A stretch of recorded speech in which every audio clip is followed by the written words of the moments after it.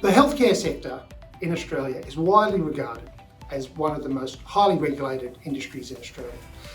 And it is also true for health-related communications, also very highly regulated, and this has implications for the way healthcare communicators ply their trade.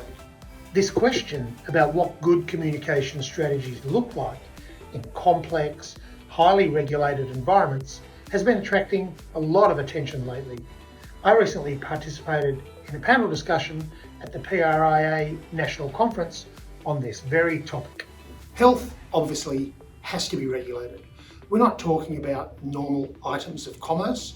We're talking about services and transactions that can affect people's health and wellness, and without being too dramatic about it, can actually in some cases be a matter of life and death. And honestly, it's just as well that healthcare is so effectively regulated, because it's frightening to think what would happen if it becomes a communications free-for-all. Because the media have a clear idea of what a great health story looks like to them. It looks like a medicine that can cure a range of chronic diseases. It looks like an app that can help people sleep uninterrupted for 9 hours every night. It sometimes can look like a screening test that can screen for everything, help us live forever. And I'm sure you've seen these kinds of stories in a range of different media outlets, and indeed amplified on social media. So what actually happens when a voracious Australian media gets fed stories that don't have any checks or balances? Well, you end up with situations like the Belle Gibson case, where the promotion of the whole pantry and her story about treating her own cancers with diet and exercise ended up influencing a whole range of people who then went on to mistreat and mismanage their own cancer diagnoses. Another example worth mentioning is Theranos and their CEO there in the USA, Elizabeth Holmes. And Theranos claimed to have developed technology which, via a tiny sample from a finger prick of blood, could detect and screen for a wide range of cancers and a wide range of diseases in the future.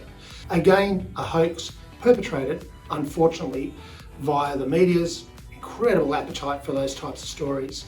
It turned out that the technology developed by Theranos could do no such thing. They were in effect farming off those samples to other machines and other manufacturers.